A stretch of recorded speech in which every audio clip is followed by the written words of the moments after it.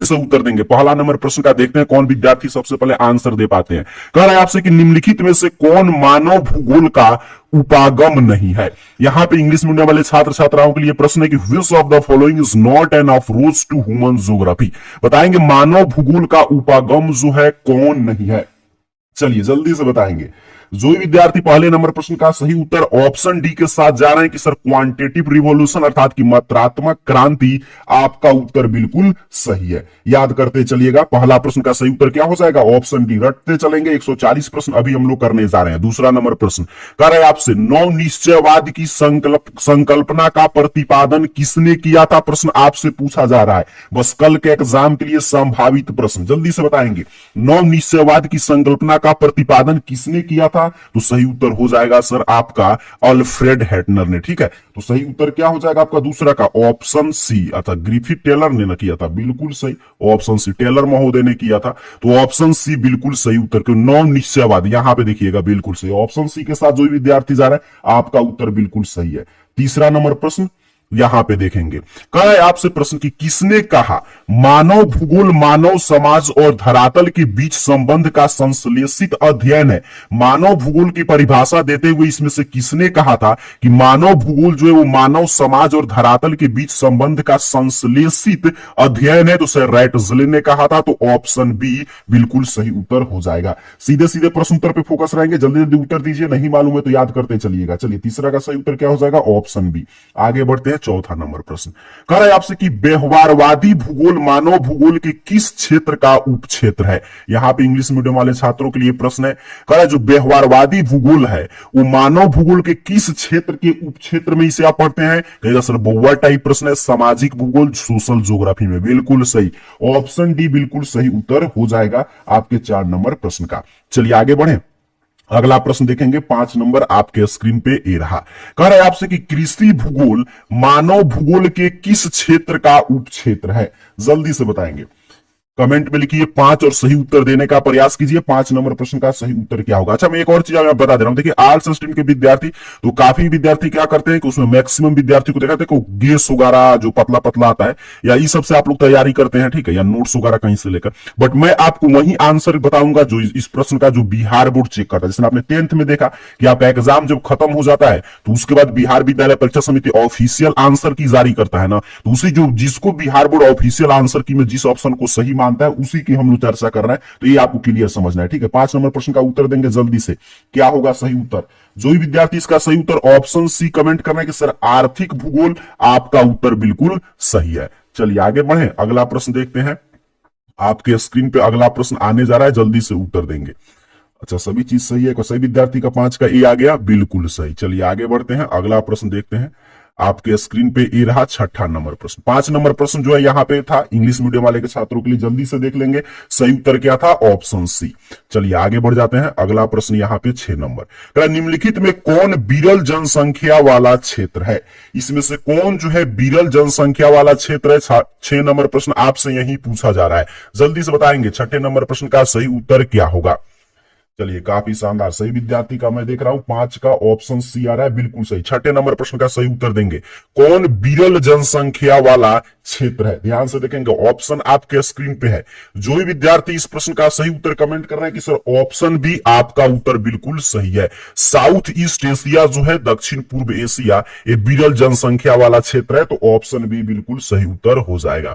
चलिए आगे बढ़ते हैं, अगला प्रश्न देखेंगे 7 नंबर प्रश्न, करें निम्नलिखित में से कौन एक जन स्थानांतरण का प्रतिकर्ष कारक नहीं है। इसमें से कौन जो है जन स्थानांतरण का प्रतिकर्ष कारक नहीं है। जैसे ही प्रश्न आएगा शैक्षणिक सुविधाएं, आप जानते हैं जन स्थानांतरण के 2 तरह के फैक्टर पड़ते हैं, एक प्रतिकर्ष कारक होता है, एक अपकर्ष कारक। तो प्रतिकर्ष कारक नहीं है, मतलब क्या पूछ रहा है, कौन अपकर्ष कारक है। देखिए यहाँ पे लिखा है नॉट ऑफ उस फैक्टर, देखिए यहाँ पर स्पष्ट रूप से लिखा गया है। तो शैक्षणिक सुविधाएं, एजुकेशनल फैसिलिटीज, ऑप्शन ए बिल्कुल सही उत्तर हो जाएगा। चलिए आगे बढ़े, 8 नंबर प्रश्न ये रहा। कह रहे आपसे कि जनसंख्या वृद्धि दर सर्वाधिक है। जनसंख्या वृद्धि दर जो है कहां पे सर्वाधिक है। The highest growth rate of population is in, जल्दी से बताइए, अफ्रीका में, एशिया में, उत्तर अमेरिका में, दक्षिण अमेरिका में। बस प्रश्न उत्तर पे सीधे सीधे आपको फोकस रहना है। जो भी प्रश्न आ रहा है उसका सही उत्तर मालूम है तो आंसर दीजिए। कुछ भी आंसर जरूर कमेंट कीजिए, ठीक है। आपको उत्तर मालूम हो नहीं मालूम हो, सही आंसर देने का प्रयास कीजिए। आपको पता चलेगा कि हाँ आपका अंदाज वगैरह भी सही है कि नहीं, आपकी तैयारी किस स्तर की है, कल एग्जाम में आपको क्या करना है, ये सब यहीं से सीख कर जाना है। और बाकी मैं सही उत्तर बता ही रहा हूं, तो जिस प्रश्न का उत्तर नहीं मालूम है याद करते चलिएगा। चलिए 8 नंबर प्रश्न का सही उत्तर क्या हो जाएगा? अफ्रीका में। जनसंख्या वृद्धि दर कहां पे सर्वाधिक है सर? अफ्रीका में। मैं देख रहा हूं सही विद्यार्थी ऑप्शन ए के साथ जा रहे हैं, मैक्सिमम विद्यार्थियों का ऑप्शन ए आ रहा है। चलिए आगे बढ़ते हैं, अगला प्रश्न देखेंगे 9 नंबर। कह रहा है यहां पे निम्नलिखित देशों में से किसका लिंगानुपात विश्व में सबसे कम है? किसका लोवेस्ट सेक्स रेशियो है वर्ल्ड में, आपसे पूछा जा रहा है। तो देखिए निम्नलिखित देशों में से लिंगानुपात अगर विश्व में सबसे कम बात करें तो एक देश था, उसका नाम शायद लैटवियर ना है, बिल्कुल सही, लैटवियर का है, ठीक है। लैटवियर का जो है सबसे कम लिंगानुपात है लैटवियर देश में। लेकिन यहां पे देखिए पूछ रहा है कि विश्व में सबसे कम लिंगानुपात, तो अगर इस हिसाब से चलेंगे तो इनमें से कोई नहीं हो जाएगा, ऑप्शन डी। अगर मान लीजिए कहता निम्नलिखित देशों में, मतलब इतना ही देश में बताइए, तब हम कहते संयुक्त अरब अमीरात है, ठीक है। लेकिन यहां पे देखिए ऑप्शन डी सेट किया है, तो इसका मतलब क्या है कि ऑप्शन डी नहीं होगा। अगर यहां पे भी कोई ऑप्शन रहता, यहां पे भी कुछ ऑप्शन रहता, तो हम क्या कहते कि अच्छा इसी देश में से पूछ रहा है, तब कहते संयुक्त अरब अमीरात। लेकिन फिलहाल ऑप्शन डी के साथ जाएंगे। ऐसे डाउटफुल प्रश्न एग्जाम में अगर मिल जाए तो उसको छोड़ देना चाहिए, अपने को 35 ही बनाना है। चलिए आगे बढ़ते हैं, 10 नंबर प्रश्न। कह निम्नलिखित संख्या में से कौन जनसंख्या के कार्यशील आयु वर्ग का प्रतिनिधित्व करती है? कार्यशील आयु वर्ग कौन है? तो 15 से 59, बउआ टाइप प्रश्न है, ऑप्शन ए सही उत्तर हो जाएगा। चलिए याद करते चलिएगा। यहां पे आगे बढ़े, अगला प्रश्न देखते हैं। यहां पे देखिए इंग्लिश मीडियम वाले छात्रों के लिए प्रश्न था वर्किंग एज ग्रुप, तो 15 से आपका 59 होता है, ऑप्शन ए बिल्कुल सही उत्तर है। चलिए 11 नंबर प्रश्न।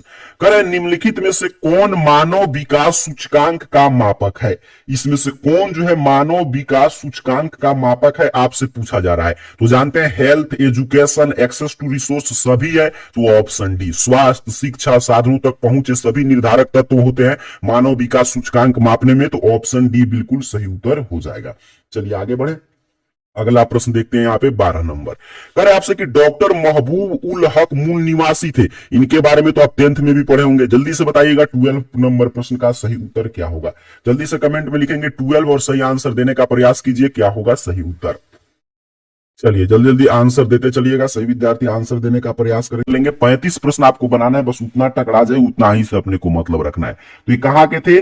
पाकिस्तान के। मैं देख रहा हूं सही विद्यार्थी का ऑप्शन बी आ रहा है, बिल्कुल सही। चलिए आगे बढ़ जाते हैं, अगला प्रश्न देखेंगे। कह रहा है आपसे मानव विकास सूचकांक में विश्व में निम्नलिखित में से किसकी कोटि उच्चतम है? निम्नलिखित देशों में से किसकी कोटि उच्चतम है, मतलब किसका जो है हाईएस्ट रैंक है ह्यूमन डेवलपमेंट इंडेक्स में, एसडीआई में। चलिए जल्दी से बताएंगे हाईएस्ट रैंक किसका है इसमें से। तो सही विद्यार्थी जानते हैं सर नॉर्वे का है, बिल्कुल सही। बउआ टाइप प्रश्न है भी, ऑप्शन सी सही उत्तर हो जाएगा। चलिए आगे बढ़ते हैं। करें निम्नलिखित में से किसे कर्तन दहन कृषि भी कहते हैं? किसे जो है कर्तन दहन कृषि कहा जाता है, ये आपसे पूछा जा रहा है। तो आदिम निर्वाह कृषि को कहां पे दिया गया है? ऑप्शन सी पे, तो ऑप्शन सी सही उत्तर हो जाएगा। चलिए जल्दी जल्दी याद करते चलेंगे, आगे बढ़ेंगे। 15 नंबर प्रश्न कह रहा है आपसे कि सहकारी कृषि अधिक सफल रही है। सहकारी कृषि इसमें से किस देश में अधिक सफल रही है? तो डेनमार्क में, ऑप्शन बी सही उत्तर हो जाएगा। चलिए सिर्फ वायरल ऑब्जेक्टिव जल्दी से बताएंगे, ऑप्शन बी सही विद्यार्थी का आ गया, बिल्कुल सही। 15 का आंसर दीजिए जल्दी से। मैं देख रहा हूं अभी काफी विद्यार्थी का यहाँ पे लाइव क्लास है, आप लोग का कमेंट मेरे सामने है। काफी विद्यार्थी का मैं देख रहा हूं अभी आ रहा है। अच्छा अभी 15 का, हाँ ठीक है, जल्दी से आंसर देंगे। ऑप्शन बी आना चाहिए सही विद्यार्थी का, बिल्कुल सही। चलिए आगे बढ़ जाते हैं, अगला प्रश्न करे आपसे कोको किस प्रकार की कृषि की उपज है? कोको जो है किस प्रकार की कृषि की उपज है? तो कोको रोपण कृषि में आएगा, ऑप्शन ए बिल्कुल सही उत्तर है। ठीक है, कोको किस प्रकार की कृषि की उपज है? रोपण कृषि में आएगा, बिल्कुल सही। ऑप्शन ए सही उत्तर हो जाएगा 16 नंबर प्रश्न का। चलिए आगे बढ़ जाएंगे, 17 नंबर प्रश्न कह निम्नलिखित में कौन रोपण फसल है? तो इसमें से कौन रोपण फसल है? ध्यान से देखेंगे तो सही उत्तर है ऑप्शन सी कपास। बाकी गेहूं मक्का तो आप जानते हैं खाद्य फसल है, ठीक है, राई भी है इसी में आ जाएगा। ऑप्शन सी सही उत्तर हो जाएगा, कपास जो है रोपण फसल का उदाहरण है। चलिए आगे बढ़े, अगला प्रश्न 18 नंबर कह रहा है आपसे प्रश्न निम्नलिखित में कौन द्वितीयक आर्थिक क्रियाकलाप है? कौन जो है द्वितीयक आर्थिक क्रियाकलाप, यहां पे देखिए सेकेंडरी इकोनॉमिक एक्टिविटी, तो इसमें आपका होता है, समझिए मिला जुला कर कहें तो औद्योगिक क्षेत्र आ जाएगा, उद्योग वाला क्षेत्र, तो वस्त्र निर्माण बिल्कुल सही। ऑप्शन डी सही उत्तर है। व्यापार तो तृतीयक आर्थिक क्रियाकलाप में आएगा, और खेती और मछली पकड़ना प्रथम क्रियाकलाप में आ जाएगा, ठीक है। ऑप्शन डी फिलहाल सही उत्तर है। चलिए आगे बढ़ जाते हैं, अगला प्रश्न देखेंगे 19 नंबर। कह रहा है निम्नलिखित में से कौन कृषि आधारित उत्पाद नहीं है। कौन जो है कृषि आधारित उत्पाद नहीं है, तो नमक, आप जानते हैं साल्ट जो है वो एग्रीकल्चर पर बेस्ड जो है उत्पाद नहीं है। नमक कहां से मिलता है, समुद्र के पानी से। और चीनी देखिए गन्ना इसमें चाहिए, कॉफी भी, चाय भी, ये सभी कृषि आधारित उत्पाद है, लेकिन नमक नहीं है, तो ऑप्शन बी सही उत्तर हो जाएगा।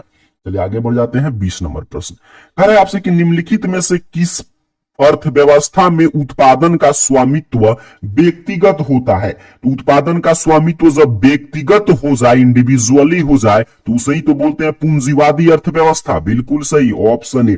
याद करते चलेगा, मैं बता रहा हूं कि वायरल ऑब्जेक्टिव का क्लास चल रहा है, 140 प्रश्न कराऊंगा 2 सेट में, 70-70, ताकि एग्जाम के जैसा बिल्कुल यहाँ पे हिंदी और इंग्लिश दोनों माध्यम में प्रश्न है, बस इतना आपको रट के जाना है। अब यहाँ पे देखिए पूंजीवादी अर्थव्यवस्था में स्वामित्व जो है व्यक्तिगत होता है, वहीं पे समाजवादी अर्थव्यवस्था में क्या होता है, तो समाजवादी में आप जानते हैं मतलब कि सरकार के हाथ में रहेगा पूरा स्वामित्व।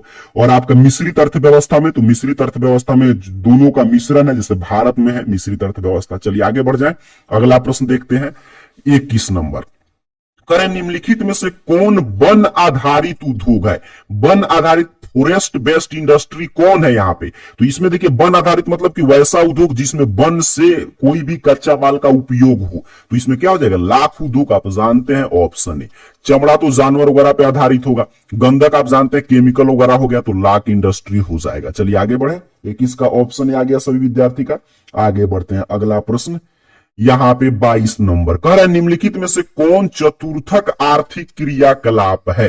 चतुर्थक आर्थिक क्रियाकलाप इसमें से कौन सा है, ये आपसे पूछा जा रहा है। ध्यान से देखिएगा, तो पुस्तकों का मुद्रण होगा नहीं, संगणक मतलब मैन्युफैक्चरिंग कंप्यूटर ये भी नहीं होगा, कागज ये तो निर्माण वाला हो नहीं होगा कोई भी, तो ऑप्शन डी विश्वविद्यालय का शिक्षण जो है ये चतुर्थक आर्थिक क्रियाकलाप में आएगा। चलिए आगे बढ़े, यहाँ पे 22 का सही विद्यार्थी का गया ऑप्शन डी बिल्कुल सही। आगे बढ़ते हैं 23 नंबर प्रश्न।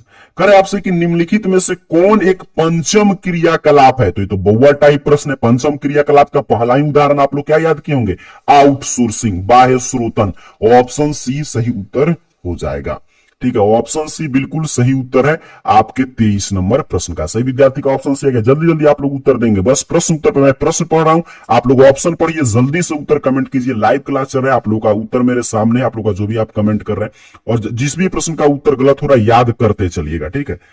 चलिए आगे बढ़ जाते हैं, अगला प्रश्न देखते हैं 24 नंबर। कह रहा है आपसे लंबी दूरी तक भार, चलिए वाटरवेज है, बिल्कुल सही, ऑप्शन सी सही उत्तर हो जाएगा। चलिए आगे बढ़ते हैं, अगला प्रश्न देखेंगे 25 नंबर। करे वृहद ट्रंक मार्ग जो है, ग्रेट ट्रंक रूट, ये किससे संबंधित है। देखते हैं कितने विद्यार्थी 25 का उत्तर दे पाते हैं, जल्दी से बताइए। वृहद ट्रंक मार्ग जो है वो किससे संबंधित है सर, उत्तर अटलांटिक समुद्री मार्ग से संबंधित है, तो ऑप्शन ए बिल्कुल सही उत्तर है, ठीक है। नॉर्थ अटलांटिक ओशियन रूट से संबंधित है। चलिए आगे बढ़ेंगे, अगला प्रश्न देखते हैं 26 नंबर आपके स्क्रीन पे आ चुका है। करे बिग इंच पाइप लाइन परिवाहित करता है। बिग इंच पाइप लाइन क्या परिवाहित करता है आपसे पूछा जा रहा है, तो पेट्रोलियम, ठीक है, बिल्कुल सही। ऑप्शन सी के साथ अगर आप जा रहे हैं तो आपकी ज्योग्राफी की तैयारी काफी शानदार है, कल आप ज्योग्राफी में तूफान मचाने के लिए तैयार हैं। चलिए ऑप्शन सी बिल्कुल सही उत्तर हो जाएगा। आगे बढ़ते हैं, एक बार मैं देख रहा हूं आप लोग कमेंट वगैरह आ रहा है, ऑप्शन सी बिल्कुल सही, काफी शानदार। चलिए आगे बढ़ेंगे 27 नंबर प्रश्न। यहाँ पे इंग्लिश मीडियम वाले छात्रों के लिए प्रश्न था, ऑप्शन सी सही उत्तर हो जाएगा। ये देखिए कितना आसान प्रश्न पूछा है आपसे। विश्व व्यापार संगठन का मुख्यालय कहां है। विश्व व्यापार संगठन का मुख्यालय कहां है आपसे पूछा जा रहा है। वर्ल्ड ट्रेड ऑर्गेनाइजेशन, WTO, जल्दी से 27 का आंसर देंगे। WTO का मुख्यालय कहां है, देखते हैं कितने विद्यार्थी उत्तर दे पाते हैं, काफी शानदार। सही विद्यार्थी जेनेवा के साथ जा रहे हैं, बिल्कुल सही, ऑप्शन सी सही उत्तर हो जाएगा। चलिए 28 नंबर प्रश्न कह रहे आपसे कि भारत एक सदस्य है। भारत जो है इसमें से किसका सदस्य है, किस ग्रुप में भारत शामिल है, तो साफ्टा में, आप जानते हैं, ऑप्शन ए बिल्कुल सही उत्तर हो जाएगा। आसियान में है नहीं, आईसीडीसी में है नहीं, और ओपेक वगैरह तो तेल कंट्री वो लोग का जो एक है अपना समूह, तो ऑप्शन ए बिल्कुल सही उत्तर हो जाएगा। चलिए 29 नंबर प्रश्न देखेंगे। कह रहा है ईयू अर्थात कि यूरोपीय संघ जो है का मुख्यालय कहां है। यूरोपीय संघ का मुख्यालय कहां है, ये आपसे पूछा जा रहा है। तो इसका जो भी विद्यार्थी ऑप्शन ए कमेंट कर रहे हैं, आपका चला उत्तर बिल्कुल सही है, ब्रुसेल्स में है। चलिए आगे बढ़ेंगे। अगला प्रश्न जल्दी जल्दी देखते हैं हम लोग, ताकि कम समय में अधिकतम प्रश्न की चर्चा करें। यहां पे देखिए पूछा था कि यूरोपियन यूनियन का हेडक्वार्टर कहां है, तो ब्रुसेल्स में। ऑप्शन ए सही उत्तर हो जाएगा। 30 नंबर प्रश्न देखेंगे। कह रहे लेनिनग्राद किस प्रकार का पतन है। लेनिनग्राद जो है वो किस प्रकार का पोल्ट है, पतन है, ये आपसे पूछा जा रहा है। तो सही उत्तर हो जाएगा सर ये इंडस्ट्रियल पोल्ट है, बिल्कुल सही। औद्योगिक पतन है, तो ऑप्शन सी रटते चलेंगे। चलिए ऑप्शन सी सही उत्तर हो जाएगा। आगे बढ़े, अगला प्रश्न देखते हैं 31 नंबर। कह रहे आपसे कि निम्नलिखित आर्थिक क्रियाओं में कौन नगरीय अधिवास से संबंधित है।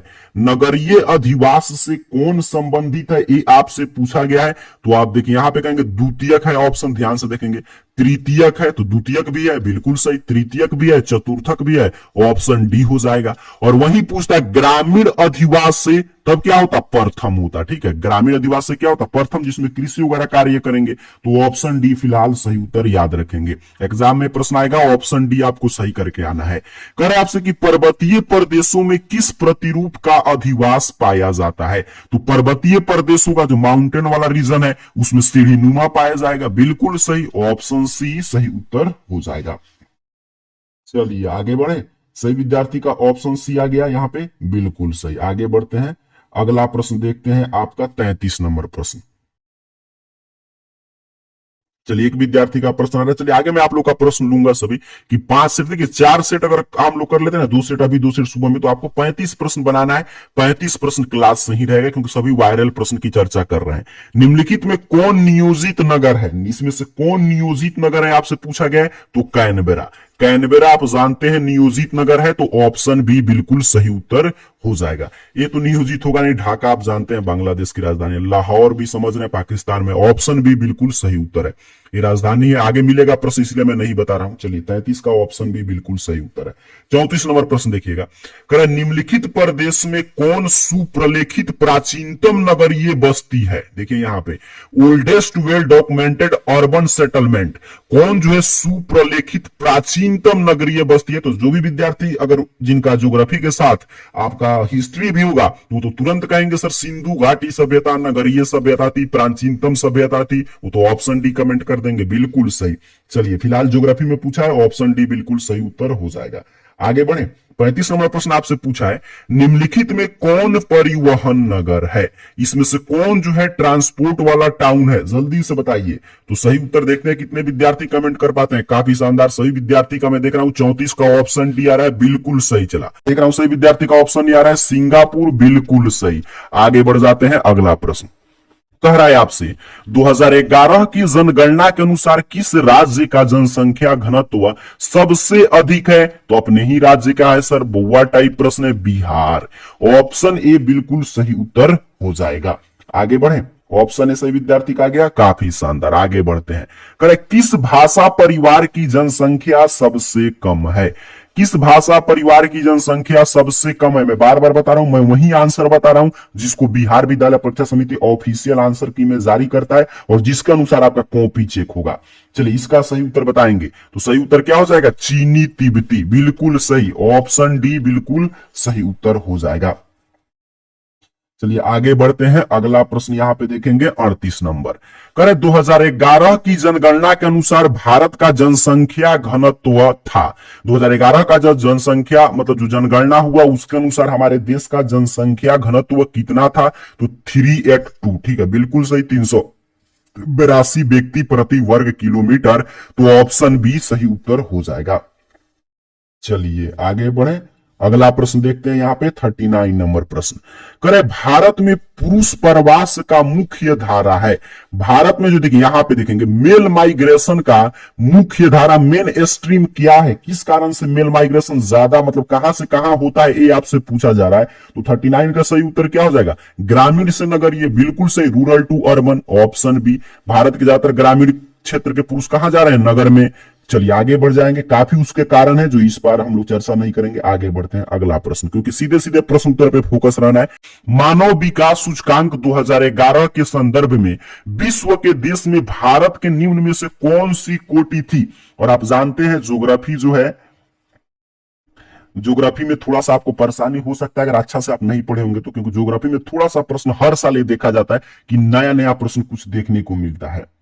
चलिए यहाँ पे इसका उत्तर दीजिएगा जल्दी से। सही विद्यार्थी आंसर कमेंट में लिखेंगे। 40 में देख रहा हूं कौन विद्यार्थी आंसर दे पा रहे हैं सबसे पहले। तो इसका सही उत्तर जो भी विद्यार्थी ऑप्शन सी कमेंट कर रहे हैं 135, आपका 134 सॉरी 134वां स्थान था। आपका उत्तर बिल्कुल सही है। चलिए आगे बढ़ेंगे, अगला प्रश्न देखते हैं 41 नंबर। कह रहे आपसे कि मानव विकास सूचकांक में भारत के निम्नलिखित राज्यों में से किसकी कोटि उच्चतम है? कोटि का मतलब किसका, यहां पे देख लीजिए इंग्लिश में लिखा गया था हाईएस्ट रैंक, ठीक है। किसका सबसे उच्चतम रैंक है? कहेंगे सर केरल का। शिक्षा वगैरह में भी किसका उच्चतम रैंक है? केरल का।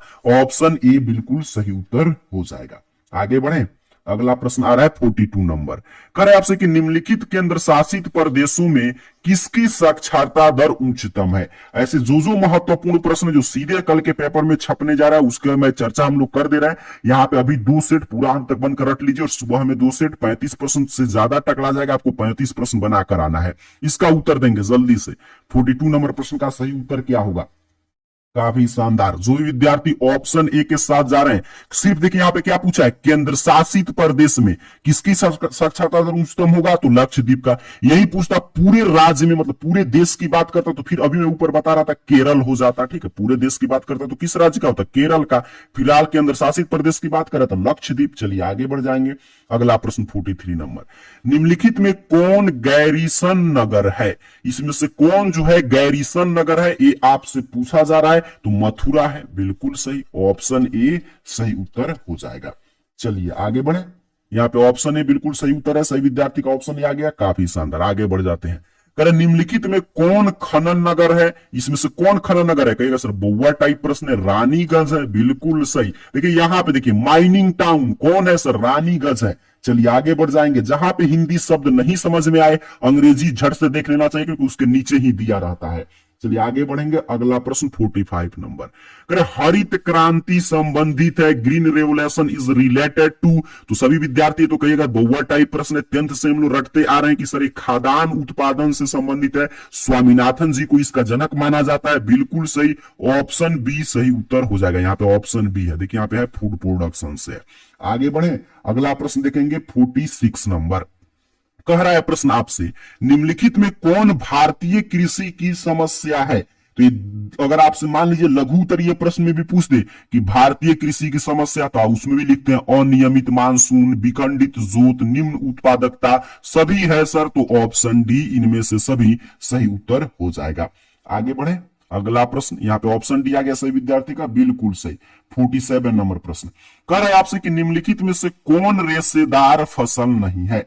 इसमें से कौन जो है रेशेदार फसल नहीं? देखिए यही सब प्रश्न जो है ना, इतना जो आसान आसान पूछ रहा है, यही आपको खोज खोज कर सबसे पहले बनाना है एग्जाम में। देखिए कितना आसान फसल है, कितना आसान प्रश्न है। पूछ रहा है कौन रेशेदार फसल नहीं है, ये आपसे पूछा जा रहा है। तो जो भी विद्यार्थी इसका सही उत्तर चाय कर रहे हैं, आपका उत्तर बिल्कुल सही है। कपास में भी रेशा होता है, जूट में भी, मेस्टा में भी, चाय में नहीं होता है। तो ऑप्शन सी, काफी शानदार। आगे बढ़ेंगे, अगला प्रश्न करें निम्नलिखित में से कौन फसल शुष्क कृषि से संबंधित नहीं है? यहां पे देखिए सब प्रश्न में ध्यान देंगे, कौन नहीं है यहां पे ध्यान से देखिएगा, ये आपसे पूछा जा रहा है। तो सही उत्तर क्या हो जाएगा? गन्ना हो जाएगा, बिल्कुल सही। शुगर केन, ऑप्शन डी बिल्कुल सही उत्तर हो जाएगा।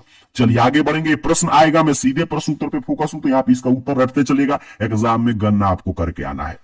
कौन खाद्य फसल है सर? तो अभी ऊपर चर्चा किए थे गेहूं, धान, ये सभी क्या है? खाद्य फसल है, ठीक है। ऑप्शन डी बिल्कुल सही उत्तर हो जाएगा। बाकी कपास, चाय, गन्ना ये सभी रोपण फसल है। चलिए ऑप्शन डी बिल्कुल सही उत्तर है 49 नंबर प्रश्न का। आगे बढ़ जाते हैं 50 नंबर प्रश्न। कहें निम्नलिखित राज्यों में से कौन कॉफी का उत्पादन करता है? जल्दी से बताइए, कॉफी का प्रोड्यूसर स्टेट कौन है सर? कर्नाटक। बहुआ टाइप प्रश्न सब पूछा गया है, ऑप्शन ए सही उत्तर हो जाएगा। चलिए आगे बढ़ेंगे, सही विद्यार्थी का ऑप्शन आ गया। काफी शानदार, जल्दी जल्दी उत्तर देने चलिएगा। अंतिम बार समझिए, आप ज्योग्राफी पढ़ रहे हैं, जो भी नोट्स वगैरह बनाए होंगे, बुक रखे होंगे, क्वेश्चन बैंक होगा, सबका कल रिवीजन करके और आपको एग्जाम में जाना है और 35 में 35 सही करके आना है ऑब्जेक्टिव में। और सब्जेक्टिव तो आप लिखने का प्रयास किए होंगे तो आसानी से प्रश्न का उत्तर लिख पाएंगे। चलिए यहां पे देखिए, कह रहे निम्नलिखित में कौन भू उपयोग संवर्ग नहीं है। कौन जो है भू उपयोग संवर्ग नहीं है आपसे पूछा जा रहा है, तो सीमांत भूमि। ठीक है, ऑप्शन सी बिल्कुल सही उत्तर हो जाएगा। चलिए आगे बढ़ जाते हैं, अगला प्रश्न रटते चलिएगा। 52 नंबर प्रश्न कह रहा है आपसे निम्नलिखित में कौन भारत का सबसे लंबा राष्ट्रीय मार्ग है। कौन एनएच जो है लॉन्गेस्ट है, सबसे लंबा है, ये आपसे पूछा जा रहा है। तो 52 नंबर प्रश्न का जो भी विद्यार्थी करे सर NH44, ऑप्शन सी आपका उत्तर बिल्कुल सही है। चलिए आगे बढ़ेंगे, अगला प्रश्न देखेंगे 53 नंबर। कह रहा है प्रश्न आपसे, यहां पे देखिए, जल है, जल कैसा संसाधन है, तो जल जो है अजैव संसाधन है। तो बउआ टाइप प्रश्न पूछ लिया, ऑप्शन बी सही उत्तर हो जाएगा। आगे बढ़े, 53 का ऑप्शन बी सही विद्यार्थी का आ गया, बिल्कुल सही। 54 नंबर प्रश्न देखिएगा, कह रहा है आपसे, यहां पे भी था वाटर इज, तो यहां पे ऑप्शन बी बिल्कुल सही उत्तर था। इंग्लिश मीडियम वाले छात्रों के लिए भी प्रश्न है, एग्जाम में प्रश्न आ रहा है। करे यहां पे निम्नलिखित नदियों में कौन पूर्व की ओर प्रवाहित नहीं होती, ध्यान देंगे, कौन जो है पूर्व की ओर प्रवाहित नहीं होती, ये आपसे पूछा जा रहा है। 54 नंबर प्रश्न जो है आपका, 54 नंबर प्रश्न का उत्तर दीजिएगा, तो ऑप्शन सी नर्मदा। नर्मदा पूर्व की ओर प्रवाहित होती है, नहीं होती है, बिल्कुल सही। देखिए एक क्लास जो होगा ना, जब हम लाइव क्लास खत्म होगा, ये वीडियो के रूप में भी अवेलेबल रहेगा। ठीक है, इसको बार बार 1-2 बार देखकर पूरा प्रश्न याद कर जाइएगा। ठीक है, ये नहीं कि लाइव के बाद ये खत्म हो जाएगा, वीडियो के रूप में अवेलेबल रहेगा, तो वहां से देखकर आप याद कर सकते हो। ऑप्शन सी आ गया सही विद्यार्थी का। आगे बढ़ते हैं, अगला प्रश्न 55 नंबर कह रहा है प्रश्न, केंद्र सरकार द्वारा चलाई गई हरियाली प्रोजेक्ट संबंधित है। हरियाली प्रोजेक्ट जो है इसमें से किससे संबंधित है, ये आपसे पूछा जा रहा है 55 नंबर पे। तो ये आपके हरियाली प्रोजेक्ट वायु संरक्षण से भी है, जल संरक्षण से भी है, बिल्कुल सही। तो option C, both A and B दोनों सही उत्तर आपको करना है, मतलब ऑप्शन सी के साथ जाना है, क्योंकि ये दोनों से संबंधित है। चलिए आगे बढ़ जाते हैं, अगला प्रश्न देखिए, हरियाली प्रोजेक्ट पूछा था, बिल्कुल सही, वायु संरक्षण से भी है और जल संरक्षण से भी। 56 नंबर प्रश्न है, निम्नलिखित में कौन परंपरागत ऊर्जा स्रोत है। कौन जो है परंपरागत ऊर्जा स्रोत है, ये आपसे पूछा जा रहा है। तो यहां पे देखिए, कोयला भी है, पेट्रोलियम भी है, प्राकृतिक गैस भी है, इसीलिए तो ऑप्शन डी दिया है। ऑप्शन डी आपको सही उत्तर कर देना है, जल्दी जल्दी उत्तर दीजिएगा। सही विद्यार्थी का आ गया 56 का डी। आगे बढ़ जाते हैं, अगला प्रश्न 57 नंबर कह रहे आपसे कि हीराकुंड परियोजना अवस्थित है। हीराकुंड परियोजना जो है वो कहां पे अवस्थित है, ये आपसे पूछा जा रहा है। तो उड़ीसा में है, बिल्कुल सही, ऑप्शन ए सही उत्तर हो जाएगा। देखिए कल के लिए सबसे महत्वपूर्ण प्रश्न यही है, वायरल प्रश्न जो कल के पेपर में आपको देखने को मिलेगा। तो कितना शानदार शानदार प्रश्न आपके सामने रखा जा रहा है, जल्दी से उत्तर देंगे और याद करते चलिएगा। 58 नंबर प्रश्न करे, भंडारा मैग्नीज क्षेत्र किस राज्य में स्थित है। भंडारा मैग्नीज क्षेत्र किस राज्य में है सर, तो महाराष्ट्र में है।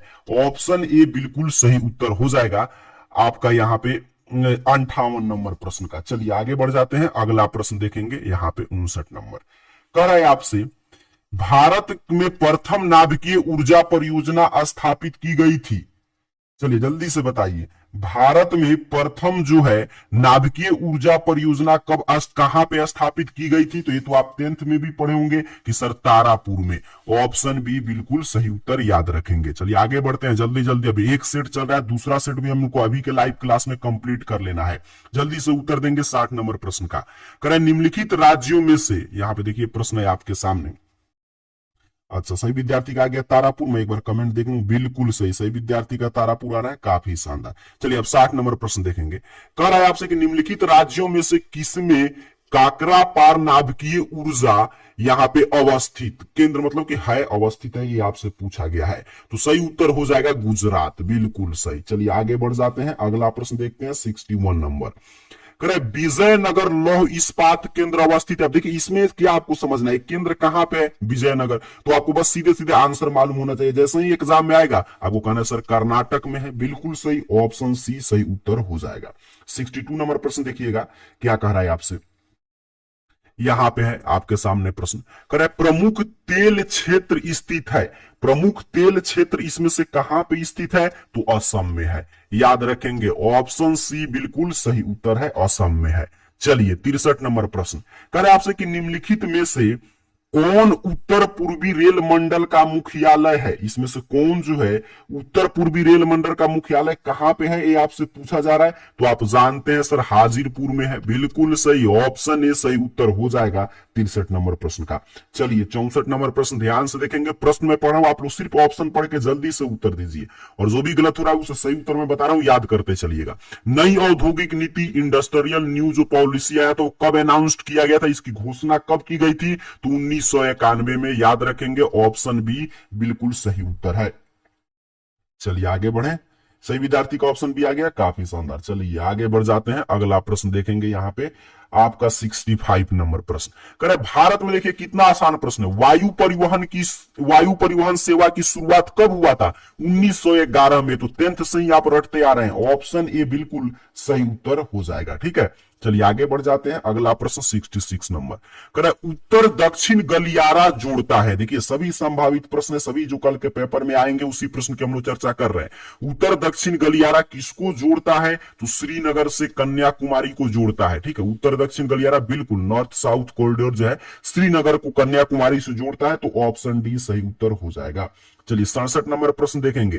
कह रहा है आपसे निम्नलिखित में से कौन स्थलबद्ध पोताश्रय है। स्थलबद्ध जो पोताश्रय इसमें से कौन सा है, तो विशाखापट्टनम। ऑप्शन सी पे दिया गया है, तो यही सही उत्तर आपको याद रखना है। चलिए काफी शानदार, काफी विद्यार्थी मैं देख रहा हूं बिल्कुल सही और सटीक उत्तर कमेंट कर रहे हैं। लाइव क्लास चल रहा है, सबका आंसर मेरे सामने है। सभी विद्यार्थी का मैं देख रहा हूं बिल्कुल सही और सटीक उत्तर आ रहा है। चलिए काफी शानदार, आप लोग कल तूफान मचाने के लिए तैयार हैं। आगे बढ़ जाते हैं, अगला प्रश्न करे आपसे कि कांडला पतन कहां पे अवस्थित है। वही पूछ रहा है कांडला जो पोर्ट है वो कहां पे है, आपसे पूछा गया है। तो गुजरात में है कांडला, बिल्कुल सही, ऑप्शन बी सही उत्तर याद रखेंगे। चलिए 69 नंबर प्रश्न पे पहुंच चुके हैं हम लोग। कह रहा है आपसे दो देशों के मध्य व्यापार क्या कहलाएगा, तो दो देश के मध्य व्यापार होगा तो इंटरनेशनल ट्रेड कहलाएगा। अंतरराष्ट्रीय व्यापार कहाएगा सर, ऑप्शन डी सही उत्तर हो जाएगा। चलिए ऑप्शन डी आ गया सही विद्यार्थी का। आगे बढ़ जाए, अंतिम प्रश्न पहले सेट का, एक सेट और हम लोग चर्चा करेंगे। ठीक है, और उसके बाद आपका 140 प्रश्न रट जाइएगा, और आप लोग का डिमांड आएगा तो मॉर्निंग में भी क्लास एक हम लोग ले लेंगे। 140 प्रश्न 35 बनाने भर का टकरा जाएगा, बस इतना ही से आपको मतलब रखना है। चलिए ध्वनि प्रदूषण का मुख्य स्रोत उद्योग भी है। ध्वनि प्रदूषण का मुख्य स्रोत आप जानते हैं मोटर वाहन भी है, लाउड स्पीकर भी है। तो इसीलिए option D all of these सही उत्तर हो जाएगा, ऑप्शन डी। चलिए आगे बढ़ते हैं, एक सेट हम लोग पूरा समाप्त कर लिए 70 तक।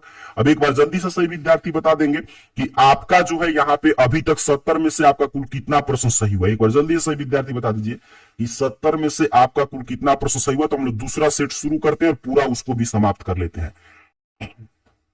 याद करते चलिएगा सही विद्यार्थी।